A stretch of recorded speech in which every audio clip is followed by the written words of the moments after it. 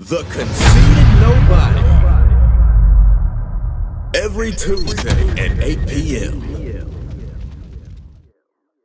I might check, but the mic check didn't want to check me. We back, like I said, another edition of the best podcast you never heard of, Conceited Knowbody, episode 102. I'm up in here with the squad. We got our guests. We're going to go down the line like we typically do. Everybody a chance to introduce themselves. To my right. Yo, this is formerly known as a teacher, I guess, right? That's what we used to say. See, I kind of threw a monkey wrench in the game. I said introduce themselves. I'm the introducer. I was just seeing this on that shit. Tomorrow, right, we got my favorite Muslim. We got my favorite Muslim and shit. Hey, I should have gave him a name tag before the show. I feel like we're changing our nicknames. What is it now? What's your new one? I don't know. I didn't know we was coming up with a new one. We got my favorite Muslim Assad to his right. We got the Renaissance man, the man who makes it all go, makes it all happen. Man, what the fuck are we hitting? Something, man, is your foot hitting this, man? Yeah, it can't be yet. Yeah, man. No, that's what it is, because it keep coming up blood. It keep stopping. Son, what's the blood? Oh, yeah. To his right. Man, what the fuck? Yeah, that shit came on blood. Which one's the blood? It's cool. Just don't keep it cool. I kicked it forward.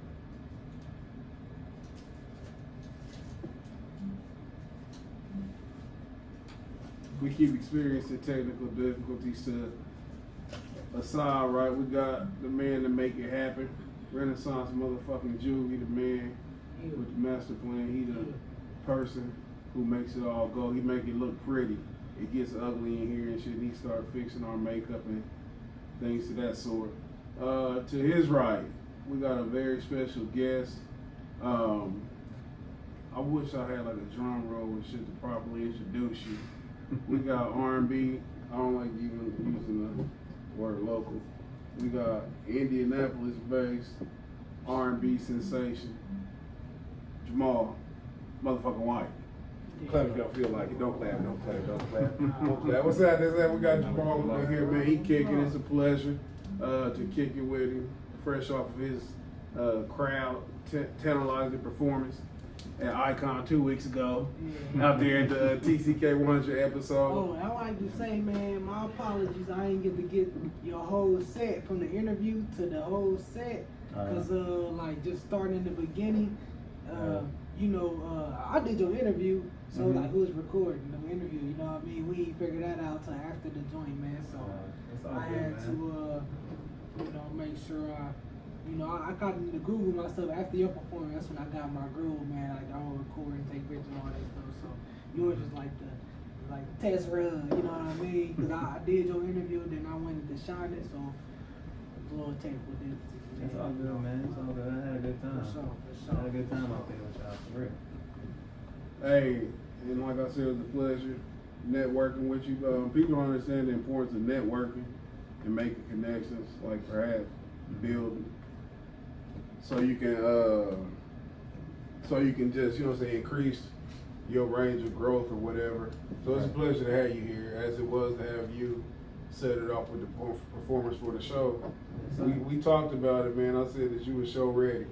The way you walked off stage and shit, you walked into sat on that stage and shit like you was really talking to somebody. I was looking for the That's how Usher video. you singing to. You like the Usher videos back in the day? Yeah, hell yeah. He set the tone, man. It's a good performance. And then on top of that, you sound good live. Thank you. I noticed that too. We're gonna get more into your songs and things like that. I'm about to say something that would have gave me a quick pause. More into you. Hey man, look straight. You get scared, nigga. You get scared, nigga. The mic's still working. Yeah, all you gotta do is don't kick that motherfucker. Move my leg. Thinking with the motherfucking mic police and shit, you know what I'm saying? No, I know that's what it is, though, because that happened before. Anyway, though, we about to have a fantastic show. We're gonna kick it off, man. First off, I want to say this, and I hope he's listening. Fuck Joe Talk. Joe Talk, my nigga, but fuck Joe Talk. Joe Talk be out here. Hey, shout out to Joe Talk. That's our homie, man. I had to say that shit. Joe Talk be on here fucking going off and shit. He's angry. Joe Talk mad at everybody. He said fuck the NFL and all that shit. Joe Talk and you. What post was it? Every post. He's mad at every post. Everything going on. He said he mad cause Zeke ain't got no contract yet. He's just upset. He said Jerry Jones was racist. You know what? Joe just like, man, he the type, he controversial.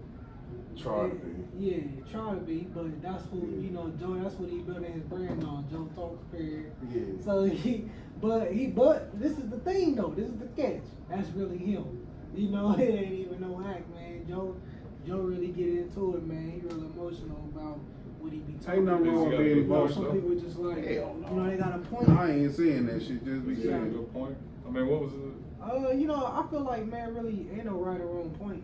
So I'm like, somebody feel like they feel that way about something. It's like, shit, whether you feel that way, but When you out here trying to argue in the point, though, you can't be out here arguing off emotion. You gotta have tangible data and shit like that. You gotta be able to, like, when you argue and saying fuck the NFL, and I say, why you saying fuck the NFL? And he says, because it's not for us. Okay. Why are you on Instagram? Instagram's owned by Zionist Jews who, you know what I'm saying, stole our heritage and shit and own slave ships and own plantations. So how are you gonna argue against the NFL in that stance and shit when you say it's not for us? Anything in this society is not for us. So how are you just pushed to? And then when I say that, he say shit like, I'm not against. It's like, it's all emotion. And it's hard to have a conversation or a good debate with somebody who's just basing everything off emotion. It's not, we're not talking about Kobe versus Jordan, where there's no right or wrong. There's no right or wrong. But when you arguing points and shit like it's on some righteous shit, like everybody gotta be mad at the NFL because you mad. And you don't even know why you mad. 2 years ago and shit, you love the NFL. You know what I'm saying? Somebody told you to be upset, be angry and shit. Now you around here motherfucking marching and shit. You here burning jerseys and shit, spitting on niggas with cleats. J. Cole said I listened to J. Cole earlier on that last track. He said, you gotta give a boy a chance to grow some. you know, shit, it's just like, shit. What that mean? He might not know everything he need to know to be speaking the way you need to be speaking. You shouldn't jump out in the mud. You shouldn't jump in the pool if you can't swim though. Yeah, of course. That's the thing. You don't jump out here and present yourself as somebody who can argue a point when you can't adequately argue a point. It's different if you just chill to the side and you learn and shit, but you putting yourself out here on Front Street. You know what I'm saying? If I don't know some shit, I don't say shit. Like if somebody out here saying some shit I don't know, I sit the fuck back and I wait and I Google that shit later. You know what I'm saying? I don't jump out there on no ignorant shit just cause I like to hear myself talk. He like a fucking loud ass girl and she just But that's exactly what I was gonna say. That's how a lot of black folks are, because the whole trend, I think, right? You got the woman dominant side of how we raised, and so, you know, good and bad, you come out and a lot of your reactions are feminine. And I'm not saying your mannerisms or who you are as a person, but the way you go about life, we react like we say women do. It's emotional. And like you said, 2 years ago we had no problem. Now we got a problem because somebody else has a problem. You wasn't here when Joe was here. I don't mean to rub you, but I just want to build on I wasn't here. I want to build on your point. I said, Joe, was you raised by your mother? My first thought was he knew he was never raised by a man. And there's no disrespect to Joe. I said this. I asked him this to his face. But he said he was raised by his father, so it really threw me for a loop because I don't understand how a man can be that emotionally tied to some shit that don't mean nothing. Because he was over there talking about he wants Zeke to get a good contract. I wish a motherfucker would go hard for me like that shit. You know what I'm saying? I need a raise at my motherfucking job. I wish a Joe Talk speaker would fucking go off for me and shit. Go tell these motherfuckers at my job they raises and they not for us. A lot of people live vicariously through other people though. Like a lot of people, when we say fans, a lot of fans are living through other people, especially with the black culture. Like when we attach our emotions to a celebrity, we feel like we are going through the rights and wrongs with them. You know what I mean? It's like however you feel about Jay-Z, you're going one way or another with his deal, and you go harder about that conversation than what you gonna do about not having a job, right? Like, you know, just your everyday struggles, right? So it's crazy, but why do you think that is? Why do you think black people so easily They ain't got no home. Because it's like a sense of hope attached to it that gives you like, I don't know, attach you to something greater, attach you to something outside of what you're going through, push you outside of the box that motherfuckers done put in, you know, and shit, I don't know, shit just give you that sense of like, shit, nigga, I did that shit, you know, through Rashid, when he was going up through the Olympics, like, I started watching Rashid more before he went to the first Olympics, I think, when I was boxing amateur, the first or second. You said you did what though? Was just like following him, like always YouTubing, you know, trying to. Ain't nothing wrong with appreciating niggas' talent. If you appreciate somebody's talent, that's nothing wrong with it. Yeah. Number one I consumer of still do entertainment. shit. I still feel like that about Earl Swiss. You know what I'm saying? I feel like this, but I'm not emotionally attached to it. Yeah, like I ain't. That's childish. That's how I was about Tupac when I was 16. That he got cheated or whatever the case may be, that he didn't win his gold medal. I'm not hurt at the heart about that shit, and I'm not snapping. And I'll get hurt at shit. I get hurt, but I don't social react. media, yeah, like I ain't no social media talk about But the USA and litigation is some bullshit because Yeah. Rashid should have been awarded this and this and that because of this and that and that and this and that. You know, I ain't going that hard, but you know. I ain't don't nothing know, wrong with shit. being. What would you say? No, I was just saying we passionate about entertainment. Black folks, we passionate about entertainment. Passionate. So whether it's, I mean, we're good at entertainment. So whether it's music, sports, or whatever else it is, I mean, we pick a side and we passionate about it. But a lot of times it's just misplaced energy, man. We don't have, because you can't have these arguments with another race the way you have with your own race. I don't That think. ain't even gonna make sense. Like they not Like, even. they might argue if it's, you know, certain scenario, but it's a difference. You know, but between us, it goes to a high level. It's the barbershop talk. Yeah, barbershop talk type stuff. So. In my personal opinion, it boils down to us never having anything. There you go. So we attach to our so-called celebrities, our heroes and shit a little bit more than other races do, because we've always been in a position where we haven't had anything positive. So you don't see other nationalities being attached to their people like us. Like when O.J. Simpson was convicted or charged with murder, we felt like we all got charged. And the reason why is because we've always felt things as a whole. Say in slavery, you see somebody getting the shit beat out of them. You don't look at it like no individual thing, you know what I'm saying? You look at it like, damn, they beating him and shit, that could be us, you know what I'm saying? We just watching this shit, or it's just having him, we feel that shit, that's some inbred shit. So what it is, I think it's our DNA, man. I think it's our connection to each other and shit, to where when we see somebody, the Trayvon shit, everybody, we all felt that. We all identified with it because it all could be us. When something happened to white people, when John Benet Ramsey got killed, that might be a little bit too far back. Just say for anything, whenever a white person gets killed, it's like don't nobody just feel it, like, you know what I'm saying? It's never a national thing, you know what I'm saying? Or when a white man, say for instance, when OJ was charged, first thing we do is, oh no, they trying to railroad us. When white folks get charged, they be like, oh shit, Jim, good luck, Jim. You know what I'm saying? It's not that same attachment. So Well, you have to say that one girl in Florida. What was that crazy girl that drowned the twins? She drowned her twins. When they had her trial on TV. What's her name, man? That's one where she's not gonna garner the sympathy of the whole race. But if it's something that the national media deems like a helpless person, like different little scenarios, whether it be the Central Park 5 we talked about on here, they will go hard as if, hold on, you mess with the whole entire race when you mess with this white lady, you know. Thing like that though, it's like the way the media portrays something. If you portray something brutally, and then they already think of us savagely. So it's easy when it's a crime for us against them. Like I even go back to the OJ shit. It wasn't so much that they gave a shit about Ron Goldman or Nicole Simpson. It's just the fact that it was a nigga across the street. You know what I'm saying? This is a nigga who we invited to our home. We let him smile on our TV. We let him jump over luggage on the Hertz commercial. Yeah. And this is how you pay us back.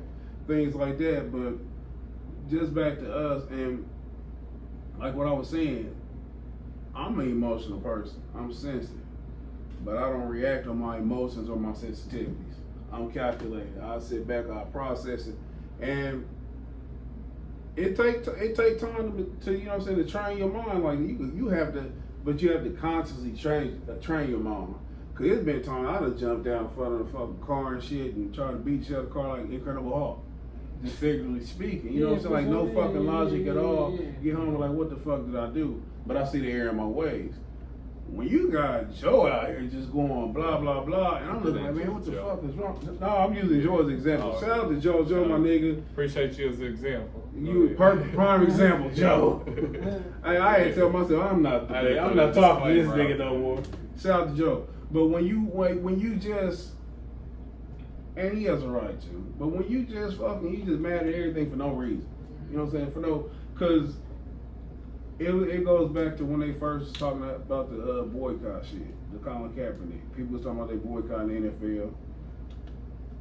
Y'all do what y'all do, but if you gonna fuck up, everybody know a boycott. What you trying to do is you're not just trying to stop watching football. Right. You trying to fuck up the money. Trying to prove a point. Yeah. If you fuck up the money was one thing. That's when they start listening to you when the money start getting fucked up. NFL has so many sponsors, so many people. When you see commercials come on during NFL games, they are paying for those advertisements. Mm-hmm. You boycott the advertisers. You have to boycott everything that's attached to the NFL. You know what I'm saying? And people don't understand fundamentally that is how you do it. You man. That's because the boycotts aren't on anything legit. Like I hate to say that about the Kaepernick, because a lot of people feel like that is legit. But the boycotts, that was the closest thing maybe we've seen to legit. But our boycotts are all about the money and who we boycotting for. Like you said, if the goal is to boycott the NFL, you got to hit the sponsors as well. We're not prepared to do that. We're only prepared to do so much, which only gives a certain group power. And that's not really us. You know what I mean? Like our boycotts nowadays don't really help the common person. You also gotta know why you boycott. Right, and that's what I'm also alluding to, because we really don't know why we boycott. Who did the boycott the Gucci help? Because even if we boycott successfully, what happens? Do you know there's no outcome, there's no. Do y'all know anybody who can fuck up Gucci money? I don't know. So that's what I'm saying. Like, who started it? Who we following? Like, so if you're at the top and you're looking down at the black folks today versus the '70s, it's like, oh, these are some terrible ass boycotts. like this is terrible. Shit, Let's have Floyd go out there and wear Gucci still. Matter of fact, send them hella Gucci and see if he posts. It's just controversy among ourselves. There's no real, because you also said earlier we never had anything. But I started thinking, so I've read a few things. I don't read a lot. But we've had a lot before. Like since having nothing, like our definition of what we're supposed to have versus what we do have, that's a hell of a lot. But when you say us, you have to understand that that's the ideology that's pushed. When you, like I've said it before, if you take 100 niggas, you give 5 of them $1 million, it's a sense that we all have $1 million. Or that's what it's perceived. Where you go back to the Obama thing, when he got elected president, they were saying, "Well, racism is over. We came a president." Right. And then it's like you're forgetting about the greater percentage who was in poverty. You know what I'm saying? We've had the Black Wall Street in different communities of prosperity.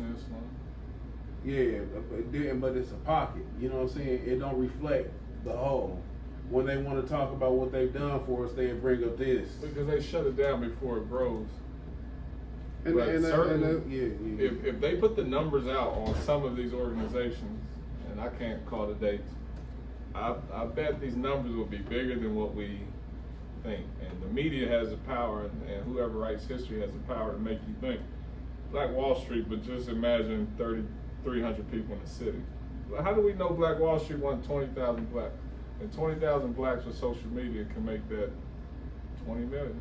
And that's easy. I'm gonna say this one more. Nation of Islam had more than 1 million. Yeah.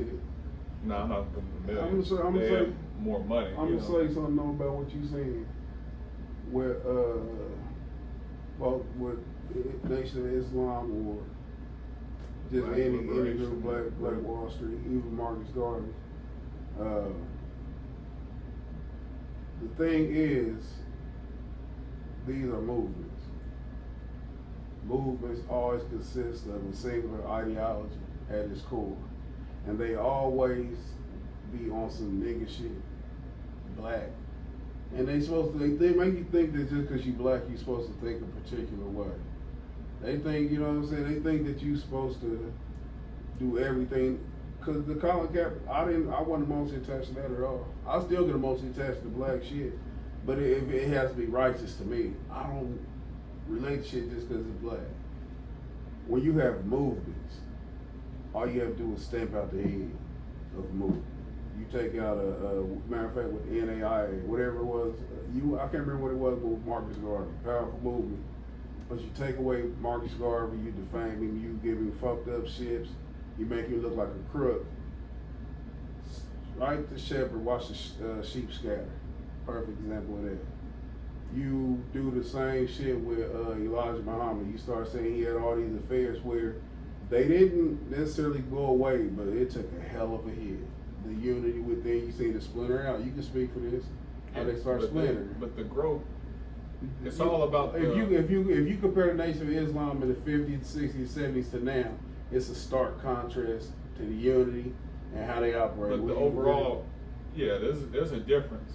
I'm not saying that it's not still. There's still a accumulation, and so that's I guess what I'm saying.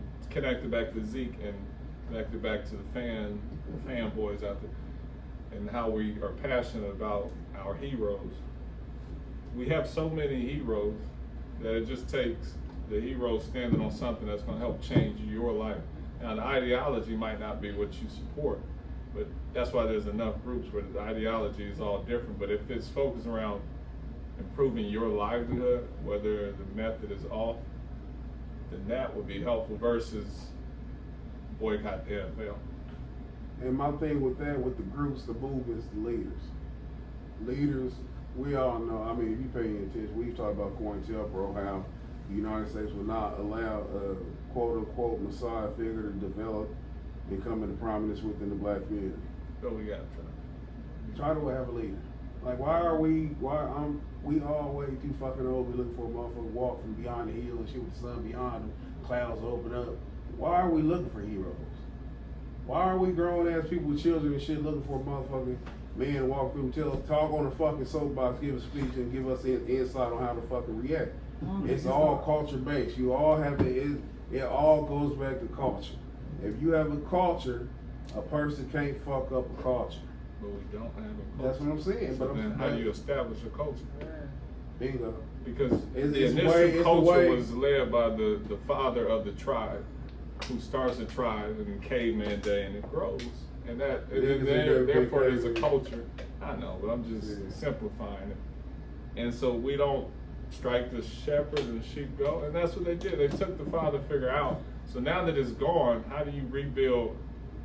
It's like a single mother with 30 kids talking about just get a culture, guys. It's like, nah, y'all need to bring a real nigga in here and get these 30 bad kids. Traditionally, our culture. Back in line, whoop some ass so they know how to walk, and then from there, establish a culture. But don't follow this man like religiously, like I pray to him. But understand that maybe there's somebody who can bring us together. I mean, hell, we follow all these people anyways. That's the thing. Where it's following people, God. Where did they passionately argue about the goddamn Colts? We don't give a fuck. Ain't that some shit? But the key thing is not leaders, it's not marches, it's not boycotts. Get back to a righteous culture, and it's a culture out here and shit. Just the people so galvanized by this American culture that they don't want to give up all the bullshit that comes with this world. If somebody say you can't, hypothetically, you can't eat pork. No, the fuck, I'm gonna eat my bacon. You know what I'm saying? Like, you can't fundamentally just get shit like that. Like, people, they want to do what they want to do. But that's enough of that. Shout out to Joe Talks. You gave us something to talk about. Moving on to some more tragedies. Power's premiere episode. I think me and Juvie only one seen that. Jamal said he sporadically watched it. Sly said he quit after the white girl got killed. No. The white girl got killed? Mexican chick. Oh, when Tommy choked the girl out? No. I went back because everybody said the little black girl got killed. Oh, right. So then I went back to watch because it was spoiled on Facebook. But no, I stopped watching. It just seemed kind of. Listen, I'm going to say this. I ain't trying Up to be a until fan. last year, I used to always call Power the best worst show I ever Yeah, seen. you I ain't gonna watch all the other seasons though. I You just said the best, worst The show. best Shit ain't worst worth show ever. It's entertainingly bad. You know what I'm saying? It's like when you see Nicki Minaj walk across stage, you know it's a fake ass, but you gotta look. You know what I'm saying? You have to stare, Yeah, even if you know it's a fake ass. You compare That's it what. to Nicki. Yes. But so many people watching. I judge it by who's watching, who's talking about it. It's almost like I go in a room with everybody watching a movie, and I kind of look around at the people. These Like, stupid I ain't motherfuckers. fucking I'm too with them. smart. That's how I feel about the Popeye chicken sandwiches. It's so many idiots eating them running around. I refuse. I will tried one. Mark my word. I'm never gonna eat one. Dude, Never. dude. It's not good. Huh? No. What? Chicken? I had one. Nah, Nope. it's not worth it. It's You know what it remind me of? What? It remind me of that old Boondocks episode. Nigga. That chicken episode when they were trying to get that chicken and they ran out of chicken. That's On what the it itis. reminded me of. Yeah, Yeah, the itis. Wendy's got better chicken sandwich. Yeah, right. Because it's a chick. Because this is how I tested myself. I said, one, I spoke a little bit while I went. I said, it's gonna be a good chicken sandwich if I could eat somewhere else and come eat here. And then, so I went to Zaxby's first, had my chicken and everything. And I went across the street to Popeyes. I try not to eat that much. It was not good. It tastes like their regular chicken, just Sandwich. chicken strip, but just a sandwich. Oh, okay. I On wonder bread. how- Tastes like their fucking regular chicken. And it's It's like, on damn, so I sandwich. really just wanted to go back and say, give me my 2-piece fries biscuit. Like, With the I don't need the biscuit. bread, bro. Like, it don't have that. Yeah, It's, fuck my the mom. niggas gonna be niggas, you know. Fuck So, my shout out to the mom, niggas. Marquis said he walked into Popeyes, and the first thing the girl said was just clocking on, we ain't got no more chicken sandwiches. No. You know what I'm saying? Like you risk being racially profiled going to Popeyes right there. That's embarrassing, That's man. right.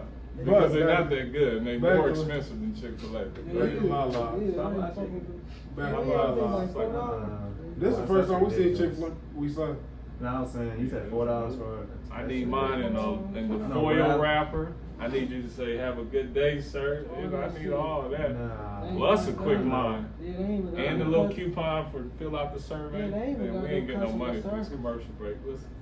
I'm gonna tell you, man. It's not coming out. I'm gonna get back to power. Rally chicken sandwiches is cheaper than that. I'm gonna get back to power, but we've seen Chick-fil-A come out of character. Chick-fil-A, they feeling the pressure because they putting up billboard signs and shit. Nice try, Popeye. I think we got this. Is like when 2K was taking over live. We better keep your eyes peeled. It been live. It's a done deal. It's Yeah, actually the opposite. It's not even gonna be close. They're gonna have this one little wave, and it's gonna go back to normal. It's not gonna be close. What if they come out with some new French fries? It's not gonna be close. Yeah, You can't beat Chick-fil-A's All they gotta do is sell recipe. some. All they gotta do is sell some potatoes. McDonald's would have beat it then. You They can't sell beat some sliced Chick-fil-A. potatoes, man. You can't beat Chick-fil-A. Because when you go to Popeyes, that chicken was made an hour before you got there. Except for right now, while it's famous, right? Right. Chick-fil-A gonna make that motherfucker while you're in line, because there's 10 niggas in line with you. You get up there, fries got hot, like and they 16 never felt, never had a employees. cold. swear. Come So, on, man. You know they got yeah. hella And so they got money to That's just throw weird. billboards up. So Let's run through this power real quick, man. Fuck Chick-fil-A and Popeyes. Yeah. Shout out to Blue though. Empire. I say Empire? No, he said power. He said it too. But it probably sound like I said that shit, but I ain't never seen an episode of that. But that shit was terrible. The acting is horrible. The writing. When I seen Tommy and Ghost wrestling around and shit in the fucking living room, and Tyreek came. What is his name? Tariq came in there and said, "Hey, y'all stop, Uncle Tommy and Dad Ghost," and they quit fighting. And this right after he just popped this bitch. I said, "I'm not." I said, Hold on, who messed with who? Angie.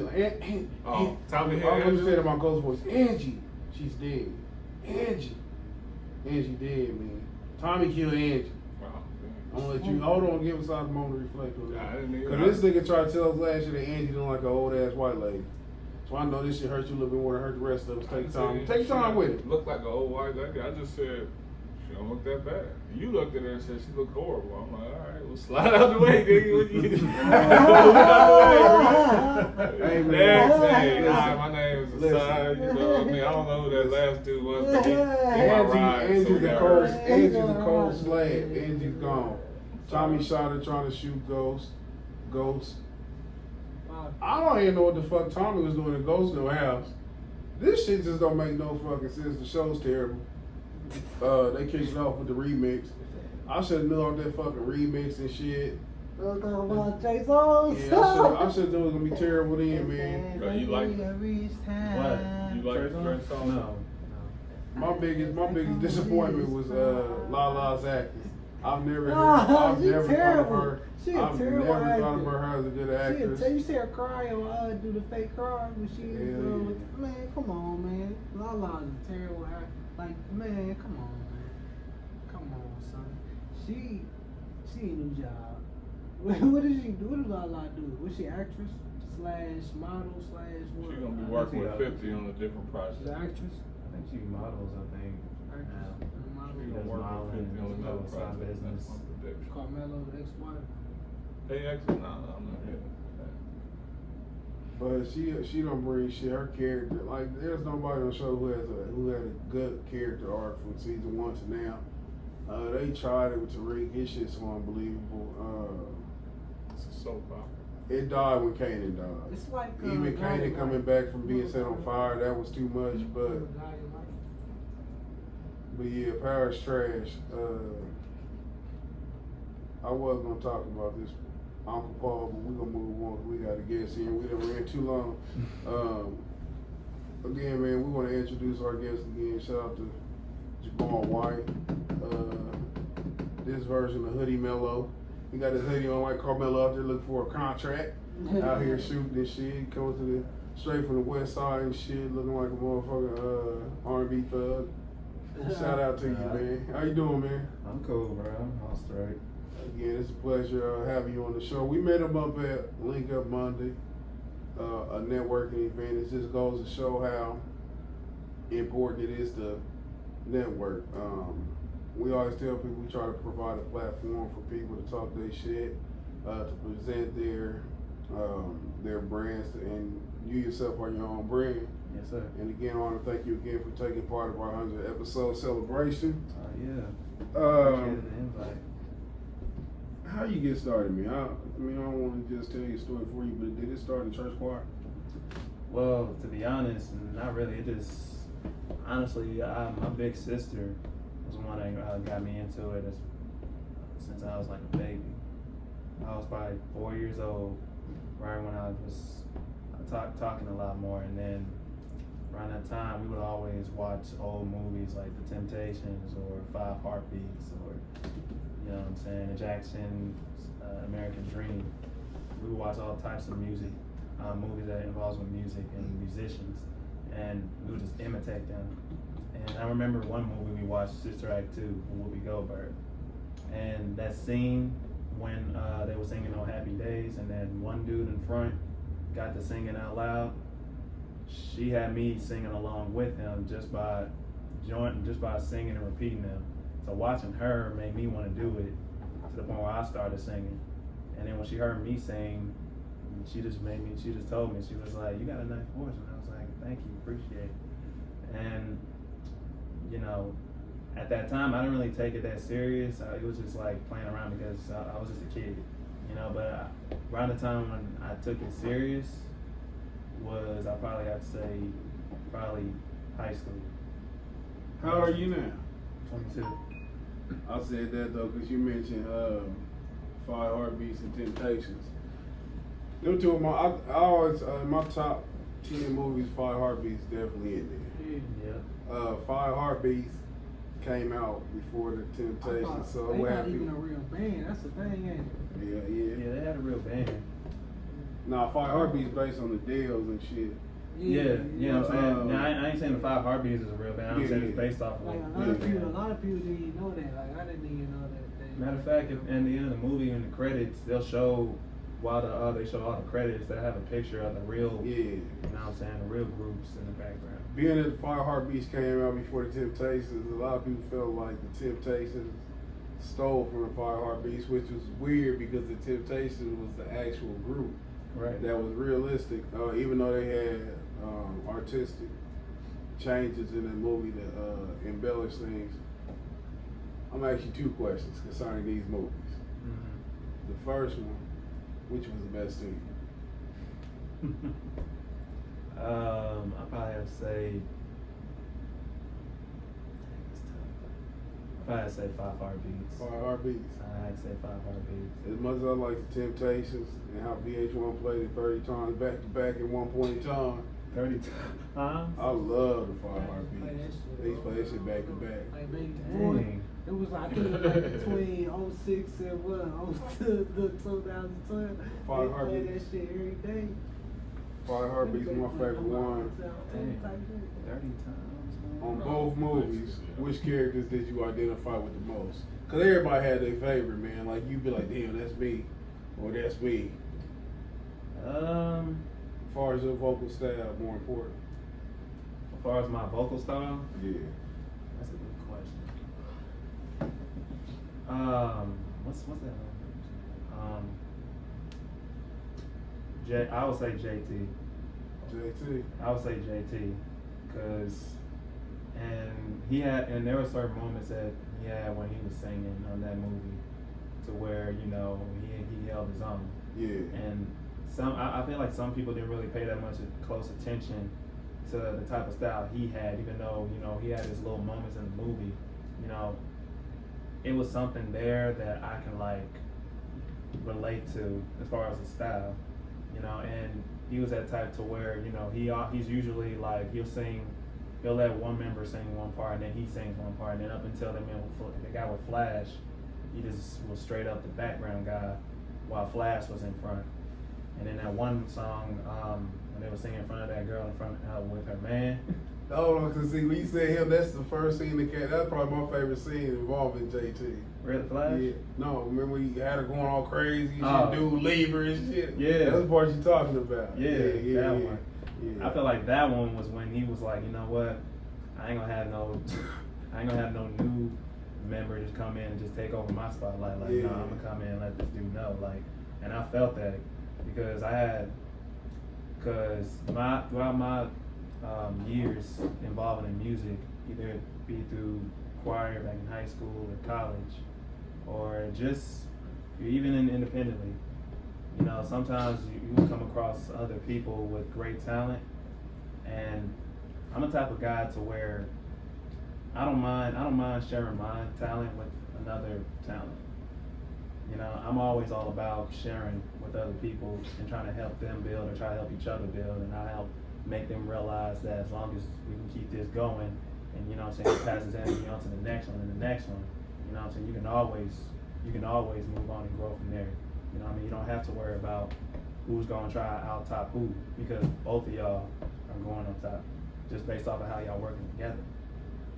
But sometimes you get to that point to where you can work with somebody that's trying to outdo you or trying to top you, and sometimes some will like handle it a different type of way, and some will just be like, you know what, let me let this person know, and I ain't gonna lie, I came across a few that has been like that, but in the end I would just let it be known, like, How do you do it? Like, just sing harder?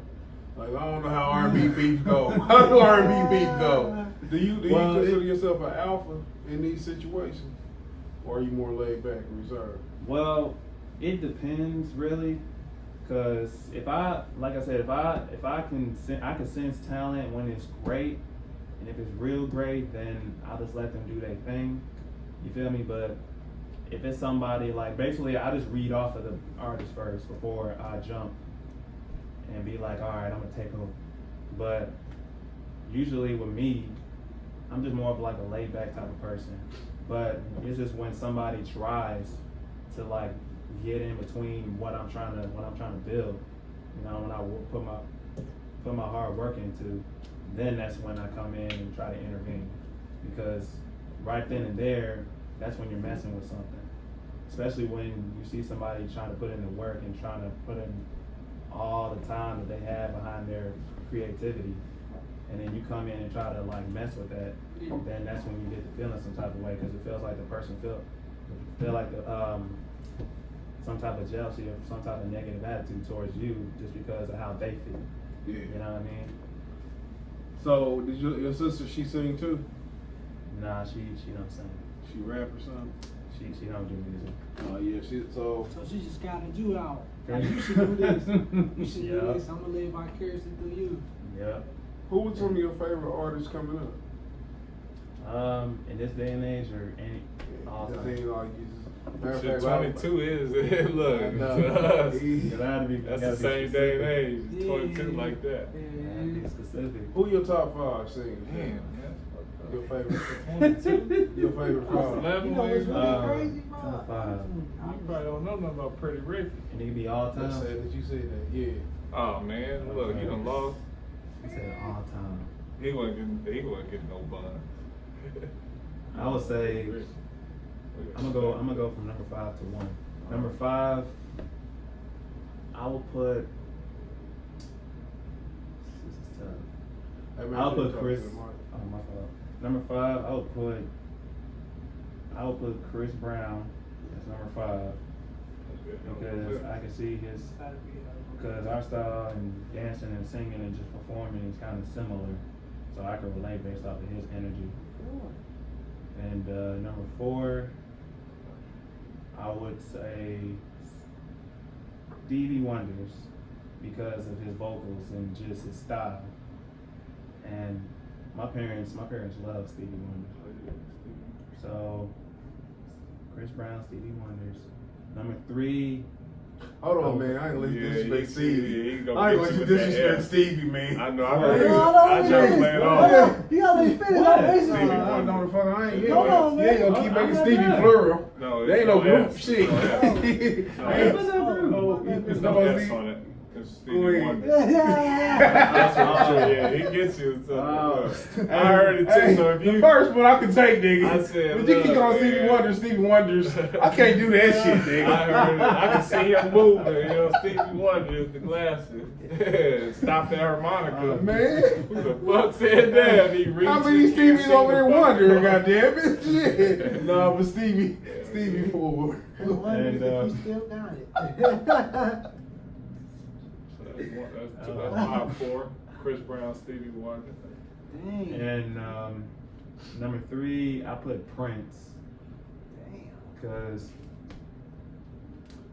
he's so versatile with his style. Like it's not just one genre; it's everything.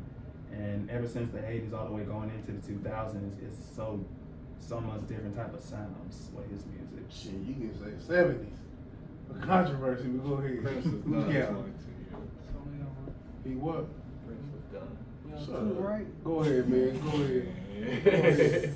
He like my granddad. He like my uncle. Go ahead. Man. They gonna forever say Prince till their time's done. Number 2, I would put James Brown Oh shit. Yeah, okay. because that's a Godfather. That's a Godfather. And Papa's got a brand new. number 1, I put Michael Jackson. That's a hell of a list to me. I'm just based on your age, man. I ain't gonna critique that Chris Brown. That's the only way I get your age, Man, Chris Brown, man. Let me I put Chris Brown as number 5 because, like Yeah. I said back at the 100th episode of the Icon, I grew up just listening to old school. Cause that's your OG. That's fucked up that Chris Brown your That's all OG. it is, though. You And get the reason better. I put him at number 5 because, like I said, like I can relate to his style. Yeah. Because it's similar to mine. Because I dance too, and I try to come up with my own type of style with different types of dance styles like tutting or crumping or pop locking or b-boys breakdancing. You know, I would try to study up on those things and try to see which type of move I can take and make it fit with the type of style that I'm into. So there's that, but because I always, and again, I try to keep it in the present because nowadays, especially nowadays, you would have singers in the R&B genre that there's some that's like got that funky soul type of feel to it, but it's not enough, you know. And I love R&B, and I love the artists nowadays. I love SZA. I love Chris Brown, like I said. So let's go 5 present, since is that what you're doing? Present? Yeah, You so kind of top like five current, present, like you current, just do wasn't that right what now. you kind of doing? Like Okay. right now, like Take your time. Oh, It's gonna be hard. It's gonna be real tough. Shit's trash today. Come on, Man, man. Nah, he said in the last 22 years, my man been here for I 20. mean, we talking about Prince R&B. been done, James Oh, Brown been done, Stevie oh, Wonder yeah, been we said of all done. times. This one he I don't know, understand. so I'm saying- This one he don't understand how music ages.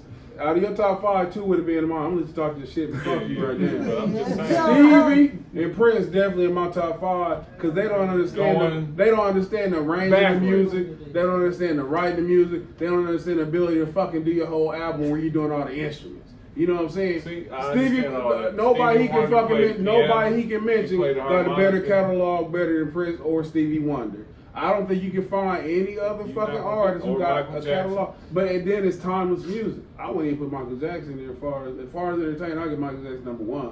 But if we just talking singing, my number 1 gonna always be Donny Hathaway. But he don't got the same body of work as these other people that we talking about. But I'm just talking about voice. But you can't disrespect Prince. I don't give a I'm fuck. not disrespecting If you Prince. talk about he ain't But did I'm nothing just 22 saying. years, you can put I was just Signs saying. and Times or Purple Rain up against any Paul R&B made me artist sit in there the and last listen to the 20 whole years. goddamn It's track gonna on a kill road trip. Because he swore up and down Prince and then the girls, and then all you had to do was Little Red Corvette, and they be. Nah, do it. I said, brother, look, Pretty Ricky said this. And we got Jay Holiday. You know what I mean? Ain't none of them niggas got no classic album. Bro, some things I did during What the album? album. Hold on, what's a classic album? what was James What's a Brown? classic album from Jay Holiday? One classic album from Jay Holiday. Penny Droppers Volume 1. It was a mixtape where I had some of his songs on there. Because you got some virginity to that shit don't make it a classic. That's fucked up. Hey, what's your curve? Hey, you have to have a playlist. Y'all be trying to make it ageism. It's not even ageism. Nah, but I This just is wanted what to you bring it hear back and to shit. current as well. What's your current? That's right. That way we can kind of see what the new artists that he, you know. Go ahead. Okay. So yeah, my top 5 for the current artists, I would have to say, I would say Chris Brown's on the list once again, and then I would say SZA is on the list, and I would say Trevor Jackson because he's from that town, and I love his music. He got a lot of creativity around his work. And then on the list, I would say. Dang, this is so tough. I want to say I'll put Weeknd on the list. The Weeknd on the list. And number 5.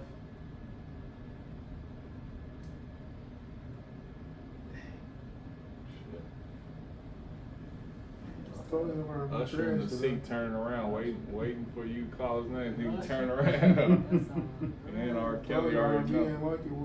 I'm not saying Don't it was, blame me. Well, But I like to hear the Can I unique. put Usher in number 5? I'd like to hear the unique perspective Can I of put it. Usher in number 5? You can. It's you and Liv. Because I did remember hearing him saying that he was coming out with a new album not too long ago. So I can still count him. So yeah. Usher got a classic album. He got a classic We got catalog. classics after classics. I mean, man. then you can throw R. Kelly in there and shit. It's Yeah, like, you huh? gotta go R. Kelly. Yeah. R. Kelly got catalog like That's what I'm saying. R. That's what I'm saying. Kelly is Paul- Prince and Stevie Wonder level Paul talent. Yeah. Piper. I don't give a But- shit what but people you think know, about Yeah, it. It's Jamal's list, so you know. That James Brown shocked people. Motherfuckers ain't hip to that old James Brown. It ain't even just the Talking dance about and that, shit. Papa got a brand new. I like that fucking man's world. I'm the shadow boxer to That that shit shit. hard. Oh yeah. Yeah. That shit right there. What about who's your favorite female singer? Or do you have one? My favorite female singer. Cause you threw Is it SZA of all on your time list. or just? Yeah, all the time. Like you had to just be on the island with one person singing to you all the time. Who is she? I'll say Beyonce. Beyonce? Beyonce. I already know what I'm gonna say. I like Beyonce. Man, can't nobody I pick was her gonna say either. You Ashanti. gonna say some goofy shit. No Man, offense. see, I know. I know, See, the man. view, I know, the my listeners fault. know what the truth is. My fault, go ahead. We should do a poll. I know y'all Go side ahead. with me. Go ahead. Sierra. Mariah Carey. Mariah Carey. Come on, man. Yeah. Not a shot. Any given day. I- Yeah, that's all you gonna talk to me That's about. Any old. given day. I I'm ain't just see gonna that sit that much there. sense. And y'all not gonna be listening to my island, so go back over to y'all island. Whoever's left. I'm going to class. You gonna be with Sade. I'm going to, oh, shot. Oh, She gonna put you to man. sleep, bro. I forgot about it. I'm trying- Yo, get your big forehead ass swear, get out my face. I'm going out of Sade and Shaka Khan. We're talking about that. Get your big forehead But ass out Sade here. can only go every so often. You gonna be depressed and shit listening at it. Yeah, You gonna be looking for the kill bowl me. and shit. She gonna be Cherish singing the depressed the day. song. Me and Mariah Carey, I'm gonna be running and chasing her around the beach. Well, I like Beyonce It'll keep you because calm. Oh, you like Beyonce because what? I like Beyonce just because just watching her live and when you go back to her old performances when she was like when she first became a solo artist, like after Destiny's Child. When you look back at that and then you fast forward all her work up to now, up to the Beachella, you see how much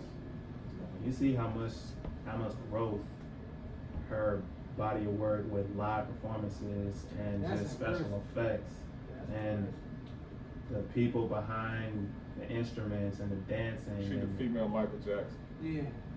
Man, Yeah. that's impressive. Pretty much, man. Body Pretty work. much. Because how many people in this day and age? I mean, if you listen to music, y'all gotta co-sign this. She ain't nothing but a replica of Diana Ross. Beyonce hasn't broken any ground. She ain't nothing but another Diana Ross.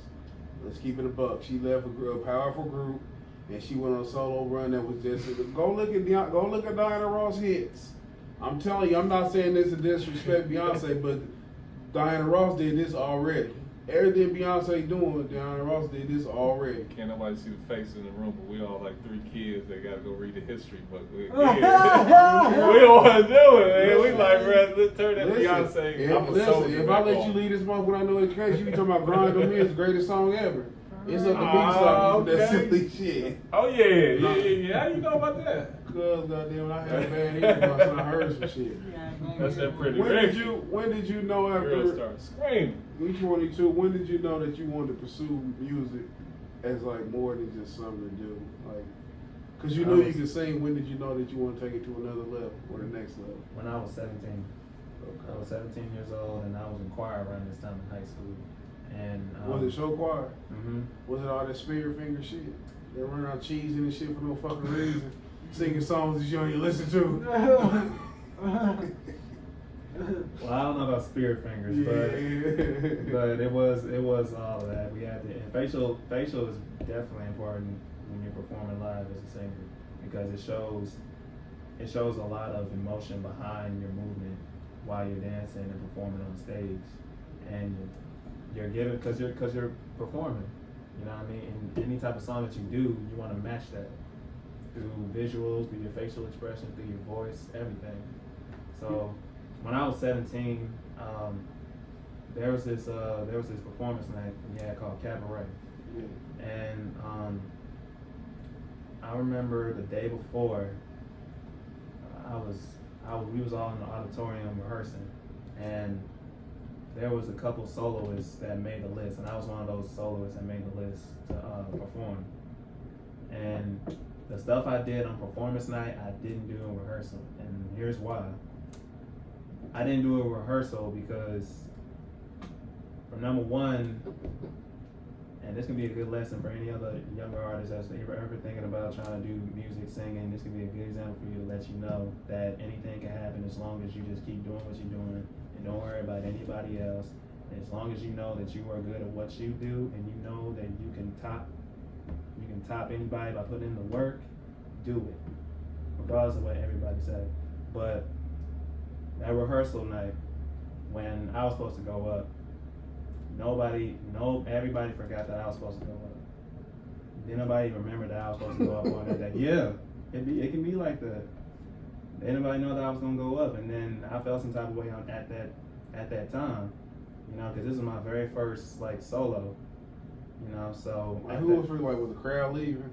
no, it wasn't a crowd. It was just the choir members. It was just a choir member supposed to be there, and they was up there and basically supposed to support every other choir member that's performing, either the choirs or just the soloist going up. They were supposed to be there to support. And when it was time for me to go up, people forgot that I was supposed to go. And only the director was, two directors was the only two people that remembered and was telling everybody, like, everybody get back to your seats, go back. This person about to perform. And the feeling in my body was just like shut down because it was like everybody didn't even remember. You know what I mean? And as a kid, you think about how other people are going to think or what they're going to say, especially when you just now getting into singing and performing, you know. So once that happened and I got up on that stage just singing, I didn't dance, I didn't do none of that. I just stood there and sung. It was a fast tempo song. And I just Hey, hold on, let me interject before I forget. It's like you eat a girl pussy and she forget to suck your dick. Hey, I'm still here. Hey, what's going on? Hey, come and sing. Oh my God. Go ahead. Go ahead. That's the only thing in my head I could relate that to, man. As we were. As you were. Go ahead. Hey, you stay there trying like you happy and shit. Beat going, her head going fast. You just singing a regular ass song. Oh yeah, but nah. So yeah, the nerves at that time was just like, it was so bad to the point where I couldn't do what I usually do at that time. Just knowing that everybody didn't even remember it or probably didn't even care that I was going on. You remember what you sung? It was Magic. It was Magic, Robin Thicke. And at the time, I remember that song because I remember when it first came out, me being a kid, watching that video, listening to the music. I used to like that song a lot when it first came out. So I picked that song and I wanted to put myself in that song. So yeah, once rehearsal came and I got up there, nerves all wrecked up. And people, I can already tell, like, just by them walking back to their seat, because they was told to, like, didn't nobody care. So, yeah. What did you learn from? I would start singing too. But that did teach me, like, that taught me that time at that age that at some point people, a certain group of people are going to feel some type of way. At the end of the day, that's their business and that's their problem. As long as you know what you're capable of, present that. You know what I mean? Because this person, you can't be so focused on what this person say when there's billions of other people around the world that could probably see it and have a different type of opinion behind what you presented. You know what I'm saying? So that was one of the things that I learned after all of that. And I remember after rehearsal, I went straight back home. I did not go to sleep. I stayed up all night just thinking about that and then playing the song and going in my room and just practicing all the way until it was time for me to go to the bus. See, what I like about that story, and I'd rather for you to tell this story at a suburban school, because if you was a white boy, you would have shot this shit up the next day. If you was a white boy, you would have shot some shit up with that anger. But that's a good tale right there, man. I stayed up all night. Like, it was probably 11:30 at night. We got back home. And I just sat there in my room just thinking, like, what just happened? And, you know. Was you angry? I wasn't angry. It was more like me I was disappointed. Yeah, in yourself? I was disappointed. Both. Yeah. I was disappointed in myself because I let that get to me. And I was disappointed in everybody else because it's like, I thought it was supposed to be like a family group thing, like we're all supposed to be in on this, but I'm still picturing his metaphor. So in this, when you got older, man, did it go more so to just the full blame was on yourself as opposed to being mad at him at all? When you got older, when you said you was disappointed in them also, did it shift more to yourself, like the more mature you got in your thoughts and stuff because you was the one who let it affect you? Or was it something that you, like, did you harbor ill will towards? Well, you know what I'm saying? Well, I would say now it would be, I would put the blame on me because, like I said, I was the one that let that get to me. Yeah. When I could have just took it a different perspective at that time. But then again, it was rehearsal, you know. So the real action don't start till the next day. So This was rehearsal? yeah, yeah. Okay. Performance day was a totally different story. Okay. So, like I said, practicing all night. I did not sleep not one time. And as soon as I did all those hours of just practicing and singing and dancing, coming up with stuff, up until I got on that bus, I was like, okay, I know what to do. When that time comes, I know what to do. And I had my outfit, everything set up. I was like, okay, when this comes, I'm gonna wear this, and this will try to get their attention. When they see me wear this, they're gonna think to themselves, what's gonna happen? And that's what I want. What you wear, man? Some good shit. Man, got the high heels on your hands hanging out. What you wear? It was a. If you go back and listen, I still got that tape too. Dude. But if you go back and if you see it, it's basically like it kind of reminds you of how Michael Jackson wore his outfit with Billie Jean. On everything, listen. When you said this shit, that's the first. I'm not bullshitting. That That's the Billie first Jean thing shit that came came in to my my fucking mind. head. So had you not encountered that sort of, let's just say, rejection or misplacement the night before, do you think you would have gave the performance that you did the day after, or do you think that fueled you into doing the best you can? I think that really, in a way, it motivated me into doing that because it's like I know now that happened, I experienced that. I know what to expect, and now that I know what to expect, this is what I'm going to do to counterattack it. Because some people will take that as, oh, they don't like it. All right, fine, I don't have to do this, or they will find a way to just counter and just attack that. Right. So once that happened, up until it was almost time for me to perform, all I was doing was just sitting backstage and just waiting on them to just like get done and present me up to the stage so that I can just go out to the stage the way I envision myself doing it. Just go out Was you there. in a zone like people talking to you and shit, you hear them, but you ain't hearing them and shit, you so focused on what you got to do? Nah, matter of fact, I had a couple friends, that was just like, even since rehearsal, they was always like supporting me, telling me, he was like, it's all right, man, don't worry about it, don't let it get to you, you know what I'm saying, just make sure you do this, practice on this, don't let it get to you, don't worry about what they say. And even up until performance, it was that same mindset with them. And when I got the chance to perform, all that feeling I had was just gone at that moment. And then I just went on ahead and I stood there, wait for the music to play. Music played, I just went off. That's what's up. Do you think that your experience at show choir helps you in your performance today, like your stage presence? Because when we talk about the 100 episode celebration, I can see the self-assuredness, the self-awareness. You know what I'm saying? Like you look real comfortable. Do you think that you being in show choir helped that in these days?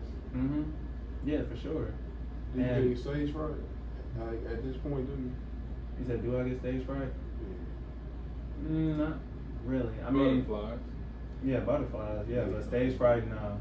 Because stage fright would be like a person to stand there and just be like a statue. They can't move. Yeah. You know what I mean? Can't move, can't talk, can't do nothing. Butterflies, it's like you feel some type of way, but you know you can do it. So you hit that note, you get that reception from the crowd. Have you had a bad? I used to sing, but Like whatever. before the bell rang. Have you had a bad show? Like a bad? Cause if you talk to a comedian, some comedians have bad sets. Some rappers get shot. Like, have you ever had a bad instance to where like your voice cracked or something? You didn't hit the notes that you was gonna hit. And if you did, how did you react to that?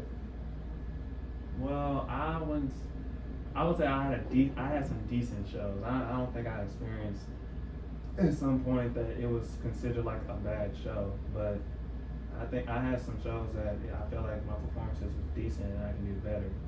And there were moments where sometimes my voice crack on certain notes, and I'll think to myself within a moment like, oh, that's not the note, that's not the note. But I would just keep going and singing it. But then after everything is over, I would just take note of what happened within that performance, and I'll be like, okay, next time if I ever do this song, I do it like this, and I breathe on this spot right here, so that my voice can come out more better like this. Or I'll save the runs on this spot and not do it on this spot like I did in that performance. So it's a lot of that just I take notes and I try to like calculate so that next time I perform any other song that I do, I will try to do it better than the last one. And it's always all about growth with any artist really. When you try to go back and you watch his old your old performances, you take notes of what you feel like you should have did or what you want to work on, just so you can be able to get better at it next time. I always listen to your song, My Love. Shout out to Cambria. She on the remix with you. I told you before we started, I like the song. I was listening to it today and it put me in the mind of, like, I don't know how deep back your R&B listen to, go to, but that song itself remind me of, are you familiar with Subway? Subway? Yeah. There's a song about this little game we play. And what was that one? This little game we play. Anyway, check out Subway. They're from Chicago, and they had this duet with 702. It was the very first time I heard 702, and this song put me in that mind frame where, you know what I'm saying, they can sing, you know what I'm saying, and it's the going back and forth, you know what I'm saying. Like I like R&B. I'd be a dangerous motherfucker if I could sing. But that'd be too much power for one person and shit, cause if I could sing, man, it'd be like the overload, you know what I'm saying? It's like Shaq hitting free throws. If my aunt had a dick, she'd be mom. You've been waiting to use that for years. Waiting But this is what the nigga always tell me. I like that song. I'm not just saying that. Both of y'all can sing, you know what I'm saying? There's a lot of people who I'm not a fan. Matter of fact, let me get this out the way. Juvie been trying to come me on arguments and shit since I told him that Future was trash. I told him, he tried to convince me in an argument that Future can rap. He been on me ever since then, man. He think I don't see that shit. But he feel like now I got an old ear because I said Future can't rap. The nigga sound with auto-tunes. So I know what that is.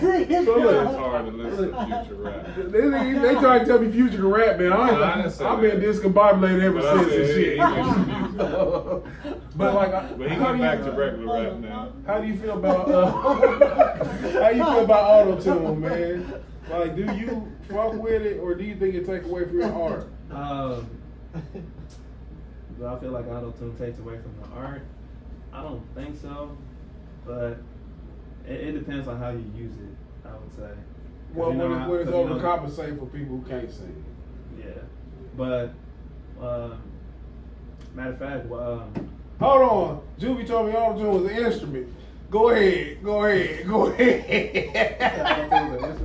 Well, in a way, it is. I was about to say. That's a fucking program. Hold on. You don't think everybody here gonna use auto-tune? Somebody made Like a guitar. tomorrow, you don't think? It sound good? Nah. Somebody built a guitar out of stuff. But I'm saying guitar some shit you learn how to play and you fucking read the music that you're playing. That's the it's instrument. dang the same way auto-tune. You just I feel like it is kind of like an It's an instrument instrument. because How do you play auto-tune? it's basically like you Your just voice?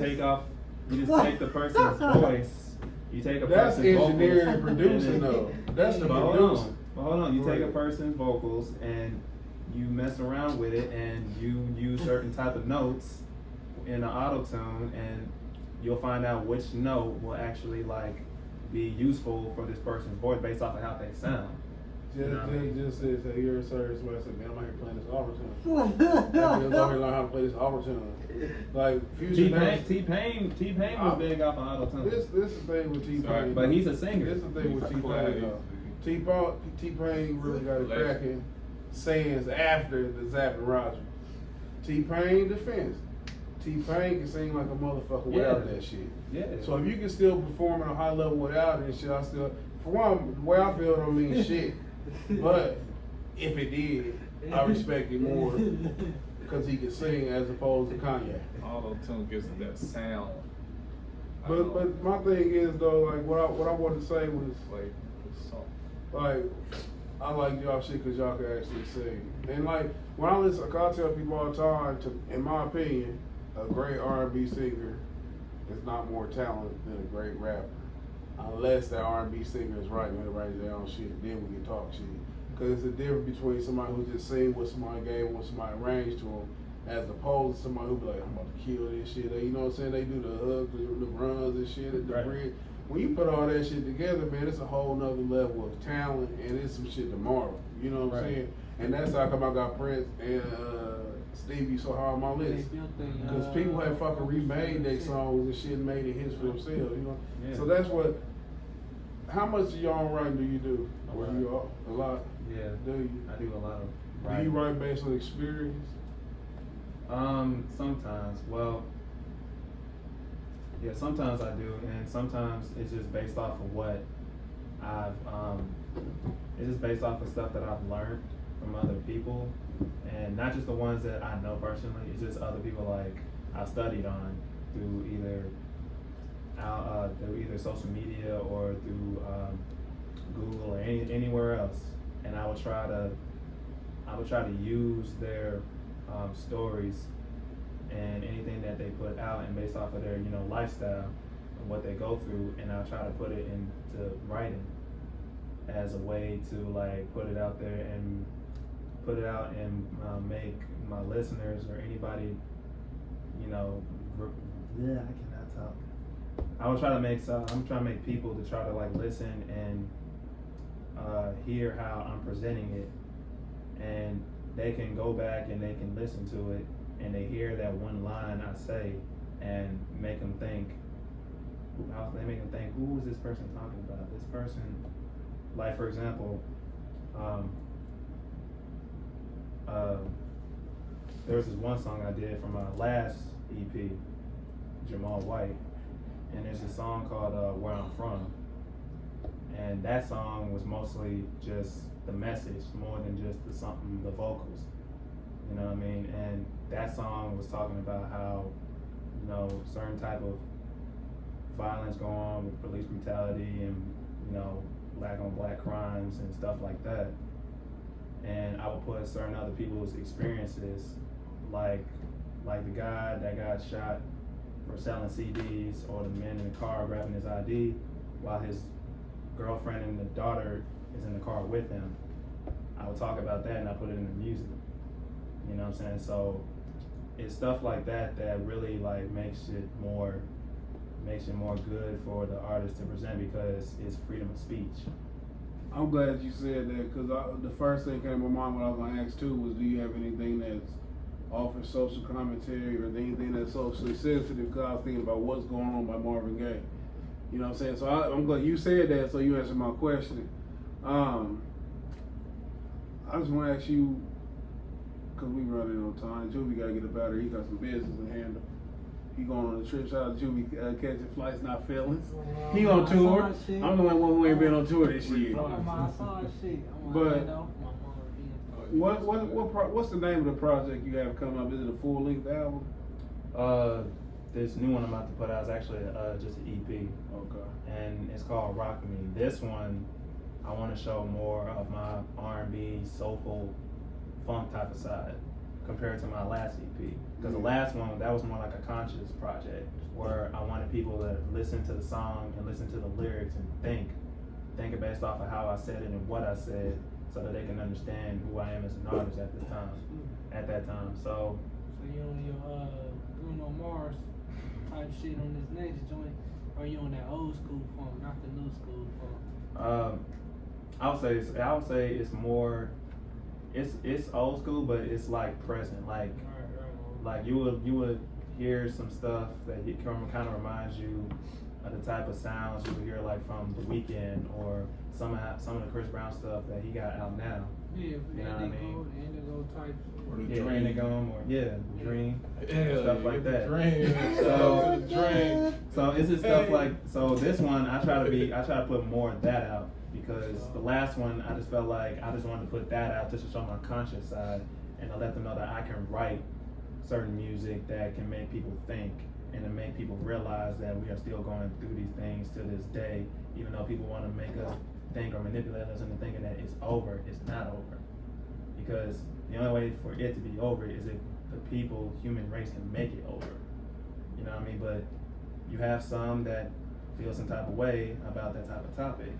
So it's always going to be heads or tails between that type of conversation, because people have their own type of opinions. So the only way for it to be over is if the people decided to be over. Okay, I'll ask you one more question before we wrap it up. Go ahead. It's kind of two-part. Let you explain yourself to the listeners. Who is Jamal White, if you would give a summary of yourself, and what separates you from any other upcoming artists? Who is Jamal White?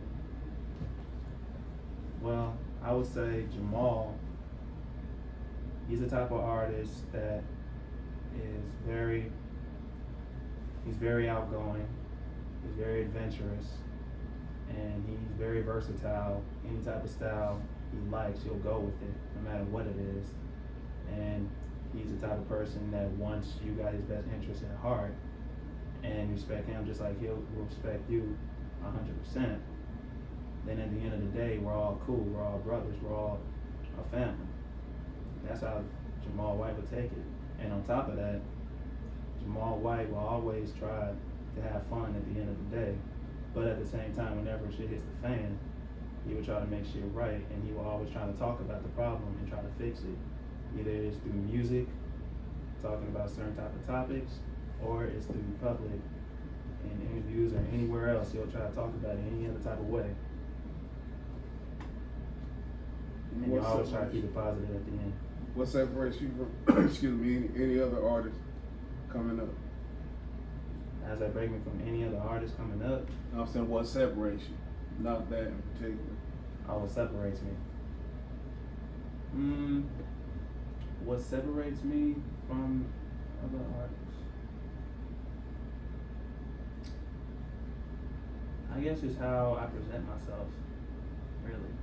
Just how I present myself, because people have different type of ways on how they present themselves as an artist, and based off of how they feel, based off of what they believe in, you know. So I would say, just based off of how I present myself, based off of what I love, and based off of what I believe in, I would always present any type of way that I feel like is right for me and is comfortable for me. That's what's up. Can you tell people where they find you on social media? Yeah, you can find me on Facebook, Jamal White. Find me on Instagram and Twitter, Jamal White 317. You can also follow my Spotify verified page, and you can also subscribe to my YouTube channel, Jamal White. And be on and I'll make sure y'all go and try to listen to that remix of My Love featuring Cambria. Dope song, man. Make sure y'all check it out. Y'all know how we do. Another edition of the best podcast you never heard of. On the heels of another fantastic show. We want to thank the incomparable Jamal White. Yeah, you gotta have a single name, man. Like I announced it, man. You gotta be distinct. You gotta J-Dub. Prince. No, definitely don't. That's Pretty Ricky type shit. We look for legendary Jay White, status. there it is. They gonna say holiday, man. You see what they doing? You see what they doing? You see what they doing? They trying to give you this. And shout out to Jamal, man. We definitely look forward to hearing your EP when it come out. Anytime you got a live performance, man, hit us up. You know what I'm saying? We an entity. We get busy over here. I was asking about the videos. Juvie shoot videos. He do photo shoots. Just like we got to continue on for all the artists that come on to the show. Man, just a free video shoot and photo shoot and courtesy to the podcast for any artists that come on. So after this, just let me know what song you want to do. Inbox me, you do a song, shoot a video shoot. It's on the podcast. That's all. That's all. Appreciate it. That's it. Shout out to Jamal. Shout out to my impeccable squad. And shout out to Juvie Hendrix. He made me happy. He made me happy. He redeemed himself. I forgave my big brother. I forgave my big brother. Oh shit! I was mad at the thing. Ooh. Shout out to my nigga motherfucking Juvie. Motherfucking Renaissance Juvie, man. Hey, shout out to my favorite mother Masai. He's in here very in tune as opposed to last week. Last week, man, I was I was locked in. That nigga, listen, y'all know, hey, I counted. That nigga didn't blink for 4 minutes. He didn't blink for 4 minutes. I'm not like bullshitting. Charles Barkley Hey, on man, the- bro, if I on go the back and count. watch this shit, you ain't I already watched it. Go back and watch Hey, that. Did you boy, I ain't blink? gonna lie, bro. I wasn't looking at the time I was watching for whether or Well, not the time you seen, but I did was you blink? staring. I was just off. I was Hey. off and off, man. That's what predators are made of. Bob Marley said that we didn't talk to you, Are man. you a It'll clone? take you where you need to go. Are you a clone? I'm just gonna ask Look, you. I don't know if I cloned me or not. Somebody said he looked like he gonna be in Debo's pigeon coop. Oh, they tweaking and shit. Ain't no edition. We can catch y'all next Tuesday. Say trip to my homie Juvie. He gonna go out there and shoot that video for Nicholas Neptune. Stay tuned. We this was live on Spreaker, but on tomorrow and stuff it should be on like iHeart, Spotify, and all that. You can share with your people, whatever. But then we do the live video on YouTube Every Friday. Drop it every Friday. So we're gonna subscribe. I think I subscribed to your channel already. Yeah, I think I subscribed the other day, but it's a pleasure to have you. We catch up with y'all. The best podcast you never heard of. Conceited Nobody.